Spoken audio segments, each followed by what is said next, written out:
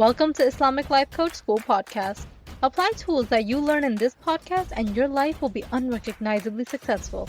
Now your host, Dr. Kamal Akhtar. Hello everyone. Peace and blessings be upon all of you. Today we're going to focus on how to approach problems. Problems are not problems until you think about them. There's a whole different spectrum of problems. You have rich people first world problems like nail is broken or house is dirty, or extremely life-challenging problems like unemployment, poverty, immigration, lack of education, wars. The mistake we end up making is that we focus on the problem too much, sometimes to an extent that we're hyper-focused. All we do is talk about the problem. Instead, learn to focus on the solution. So the shift in this podcast will be how to focus on the solution, on how to resolve the problem. Once you zoom out of hyper-focusing on the problem and ask yourself, how can I create a solution? The brain will present answers. So this shift in perception is going from why is the problem so big to what is the solution? One extremely helpful question that I ask my clients to help find a solution is that, what are you making the problem mean? You're welcome to borrow this question and ask yourself, what am I making the problem mean? The answer to this question will give you all of your thoughts about the problem. Then we can separate out facts from the thoughts that our brain offers. By definition, facts are something that are provable in a court of law. Facts are something that everyone agrees on. So your opinions will seem like facts, but they're not. For example, my friend is hyper is not a fact. It's an opinion. Your friend will not agree that she is hyper. She will say she wants to hang out with you, go shopping, watch a movie, and later eat dinner with you on the same day. Your friend saying, I want to go shopping, catch a movie, and then dinner is a fact. Those words that came out of her mouth are the fact. They can be proven. She is hyper is your thought that you attach to this fact. Your thought about it is what creates the problem. Her words are not the problem. Someone's words are never the problem. Words and other people are neutral. Your friend and her words would carry no meaning if your mind wasn't present to give it meaning. So words coming out of her mouth or the friend does not cause feelings. They are neutral until you have a thought about it. You giving it meaning that she is too hyper, she's too much to keep up with, those are the thoughts that are causing the problem. So this way you get to see that you have the power to interpret anything any way you want. You're welcome to keep all of your thoughts, problematic or not, but just know that she is not the problem. The problem is coming from your thoughts.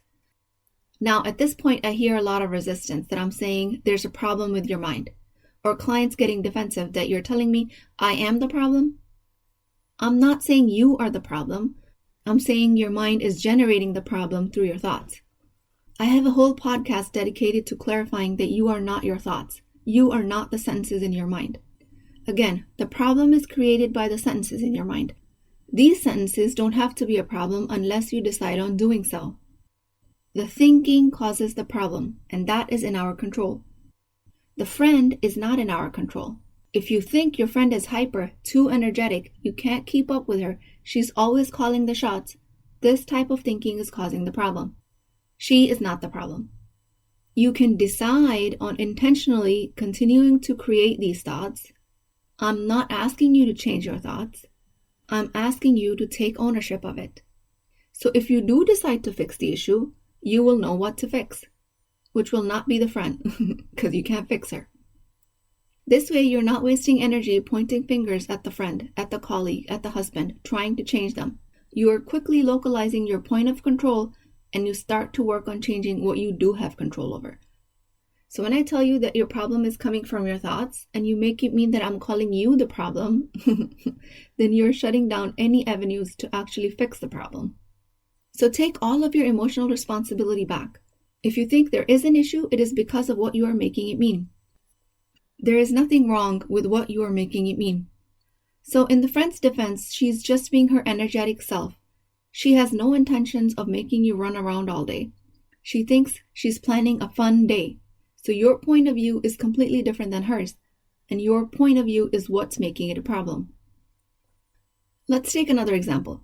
Let's say you're 20 pounds above your desired weight, but somebody would look at the scale and say, okay, no problem. I know how to deal with this. I'm going to eat healthy. I'm going to follow a no sugar, no flour plan and follow an exercise regimen. Another person might look at the scale, the same exact number, and tell themselves, oh my God, this is horrible. How could I let myself go this much? I can't control myself. I fail at every diet. Two people approach the same number on the scale completely differently. The number on the scale is not a problem. Your brain creates the problem. Again, like I've said before, this is excellent news because our brain is under our control if you do decide to take the situation under control. And at no point am I suggesting that you shouldn't make something a problem. I personally intentionally choose to make a lot of things a problem. But I also take ownership of why I'm creating the issue and what exactly is it that I'm going to do about it without assigning blame to somebody or something outside of me. For example, I will make it a huge problem if my child's school decides to discipline him in a way that is not acceptable to me. The school is not the problem. My thoughts are creating the problem. And I would choose those thoughts. I want to protect my child. I want the school to be a safe place for learning and education. Now, follow-up actions that I take from this ownership of my own thoughts will look completely different. If I don't take ownership of these thoughts, the actions could be, I might go storming into the office, telling them they don't know how to educate, they should change their system. But if I am taking ownership from that perspective, I will explain to them, this is why I think this is a problem, and this is what needs to change, and I need to see action steps taken to address the issue. If the actions are not taken, then I create clean boundaries, and I tell them this will be my follow-through action. So there's a huge difference in energy of how I approach the issue, and I hope you guys are able to see the difference. And by the way, my child's school is amazing. I'm not having any issues with their disciplining, but this is just an example. So again, I'm not saying don't create problems with your thoughts. I'm just saying don't blame others for something that you've opted for. Because if you lose sight of who is creating the problem, then you won't stand a chance of solving it. Solving it with taking ownership of your thoughts and feelings gives you so much more access to your wisdom and creativity. Let's take spirituality for an example. As a modern Muslim woman, you might think that life is too busy for fulfilling your roles and prayers. You might think that your corporate structure doesn't allow you to pray. Your day's schedule with school, work, dinner doesn't give you time to prioritize your recitation or attempting to understand the Quran or other faith-based values that you want to prioritize. So your brain might have a tendency to tell you that the modern lifestyle is responsible for you not being able to cater to these values. But I'm going to challenge you again. The modern lifestyle is not responsible for the lack of fulfilling these values. Your thinking is. I don't want you to be disillusioned with the modern fast-paced world as a cause of your lack of spiritual values. So if you do decide to uplevel your spirituality and your faith, then the problem to be fixed is with your thinking, not with the world. Once you've taken that ownership, you can then decide how you want to approach it. What is it that you're making it mean when you get stuck in traffic? What is it that you're making it mean when you have your 3 children in 3 different after-school activities? Are you playing Uber Mom all day? Driving between practices and rehearsals, bake sales, volunteer hours? If you're making it mean that you're too busy, too exhausted, this is too hard, then those sentences are the problem. These sentences are the roadblock when you're attempting to create a higher spiritual connection. Instead, I offer you to be curious on how to change it. Could you listen to your favorite recitation in traffic while trying to memorize it? Could you do that while waiting in the parking lot for the practice to end? Could you make carpool arrangements with another family and take the afternoon off and announce to the family that you're working on your spiritual priority during that time? I personally don't know what thoughts are available to you, but I can promise you there are thousands and thousands of other thoughts available. And some of them could potentially be the solution to your problem. Because your full-time job, your corporate culture, after-school activities are never the problem. So when we're thinking that our work hours, job obligations, family priorities, and even our desire to live a comfortable lifestyle are hindering the creation of spiritual values, we can never solve the problem. Because we're thinking that the problem lies outside of us. Along the same lines, so many clients come to me telling me that they seem to be losing their spirituality because living in a majority non-Muslim Western country, it's not easy. Your values are created by your thinking. Your value of enhancing your faith and connection to Allah on a deeper level is created through your thinking, not by where you live. You can create that connection on an isolated retreat or in the middle of Times Square. You can create that connection in Salah, Quran, religious academic studies, or in the middle of eating at a fancy restaurant. Your faith-based values are generated through your thoughts. They are the result of your thoughts. If the problem is that you're unable to connect to your faith, or if you're losing these values, it is because of your thoughts, not because of where you are, or who you are with, or what you are doing. Your faith-based values are a result of your thinking. And you create faith with intentional thoughts. Your faith just doesn't get lost or get dropped off the face of the earth. If you're losing faith, then at some level you're practicing thoughts that are distancing you from your religion. People come to me and say, I can't seem to find khushu', concentration or connection and serenity in my prayers. Well, you're not going to find it unless you create it. It's not an object to be found. And also, just because you're standing in prayer does not automatically mean that you will have a sense of peace. You will have to create that with your mind. You will have to observe the distracting thoughts and gently let them go. And you have to practice resetting your focus in your prayer over and over again. That is the reason why we're always improving our prayers on a continual basis. Again, you're not losing your faith-based values because it's something that's happening to you from outside forces. You're losing them because you're thinking thoughts that are making you lose them. And in my experience, most commonly, these are subconscious thoughts, sentences that lie outside of our conscious awareness. The problem is always your thoughts, whether you're aware or not, because your mind is the only organ that will ever create or solve a problem. Allah subhanahu wa ta'ala gave us this mind, an antenna to make sense of the universe and to create solutions with.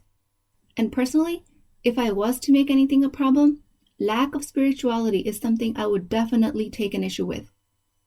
If I found myself losing my spiritual values, and I believe with my full conviction that my faith is my path to salvation in the afterlife, I will do everything in my power to figure out what thoughts are causing me to lose these values. I would do everything in my power to isolate these sentences and identify them to change them. When your forehead is on the ground, in the act of prayer, and your mind is racing, you're missing the opportunity to create the connection with Allah. Thoughts are the problem. When you come out of prayers, dissect that moment, magnify it, observe it. Why was I thinking all of the other things in the world during prayer? What's the big problem here? Why is my mind creating problems? Is it an actual problem or is it hyperbole of my thoughts? Because if it's a real problem, then there is no better place than in sujood or prostration to ask for a solution. And if my thoughts are making the problem bigger than it needs to be, then I should work on it outside of salah. There are also some really grave problems that your brain presents, and those are around actual abuse, physical, emotional, trauma around rape, war, racial discrimination, loss of children. Remember, we can always continue to assign these as problems, and in these cases, correctly so. But take ownership that you're making it a problem, so you don't lose your mental health over it, and so that the entity outside of you, death, racial discrimination, rape, trauma, war, does not control you.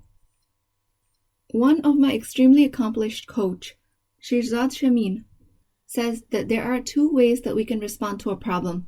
We can accept it for what it is and make peace with it, or we can see how we can turn it into a gift or an opportunity. So he calls it putting your problems into two buckets. One is the accept bucket, the other is the convert bucket. Let's say the problem your brain is presenting to you is around you dropping ketchup on your light-colored blouse during lunch and you are supposed to have a meeting right after. Your brain says this is a huge problem. We've correctly taken the first step, identifying the origin of the problem to be the thought. The stain on the blouse or the meeting are all neutral. At this point, we have two options. We can accept the situation as is, or we can convert it into a gift or an opportunity. So if we take the first option and put it in the accept bucket, we're just going to roll with it, meaning we can choose to not make it a problem. And instead of being upset about the stain, we can just accept it. The stain is there. You agree that it's there. And you make peace with that fact. And the fact that you will be walking into the meeting with a ketchup stain on your blouse. On the other hand, second option is you can put it into the convert bucket and ask yourself, how can I make it into a gift and opportunity? Maybe you'll decide to wash it out with soap and water. Maybe you'll decide to exchange your blouse with your colleagues. Or maybe you'll walk into the meeting with the stain and then incorporate it into your presentation. Tell everyone how the agenda of the meeting was how to problem solve because the company is experiencing some hiccups in profit, just like you experience an hiccup with your life with this ketchup stain. So that was an example of the first world problem. Now let's say you're living in a war-torn area, or you know somebody who's directly affected by it, or there is a big trauma that we're trying to reconcile. Correctly identify that your thoughts are making it a problem. That is the first step. You can then put it into the accept bucket and make peace with it, and our religion offers us great avenues for acceptance through acts of ibadah and finding peace and serenity in believing the plan of Allah. Or you can put it into the convert bucket and start to innovate ways how your difficult situation is meant to be for your benefit. It's okay if you don't see the benefit right away, and it's normal for you to not immediately see the gift in trauma. Give yourself that acceptance. Say to yourself, I'm currently unable to see the gift in this. But how many times have you gone through an extremely difficult experience in life, and later in time, you're able to see how this has molded you and strengthened you and helped you become a better person that you are today? We forget, but as humans, that happens to us quite often. We think that an incident that will completely halt our life ends up becoming the fuel of our progress and growth. So even if you put your thoughts in the convert bucket, it's possible that you don't see the conversion right away. But give yourself the opportunity to do so. With time, your higher brain will find the answers, inshaAllah. So since the origin of your problems is your mind, the solution is your mind as well. I'm not saying your mind is the problem. I'm saying sometimes we create problems where there doesn't need to be any. And sometimes we create problems correctly in the face of injustice and oppression. With that, I pray to Allah subhanahu wa ta'ala that He gives us the courage and the ability to reconcile our reality and accept Allah's plan, and give us the opportunity to convert every hardship into a success. I pray that Muslims all around the world start to do this internal work. And may Allah subhanahu wa ta'ala give us all the tools of mind management and to strengthen our standing with our faith. O Allah, I ask you to purify our hearts and mind so then we can fortify our faith. I pray to Allah subhanahu wa ta'ala to save us from any tests in this world. But if we are tested, to give us the presence of mind to change it into an opportunity to find success in this world and the next, inshaAllah. Please keep me in your du'as. I will talk to you guys next time. If you're interested in getting coached by me, I'm offering a very affordable opportunity to do that with Wisdom Wednesdays. This is not a course, not a lecture. This is an opportunity for live coaching, real change with Islamic adab and etiquette. You do not need more information. You actually need a space to create change. At $19.99 a month, which is the price of takeout dinner, you as a Muslim woman will create confidence, intimacy, and connection without shame or fear of judgment, because your privacy is my highest priority. So join at www.islamiclifecoachschool.com, resources, Wisdom Wednesdays. I'll see you inside, inshaAllah.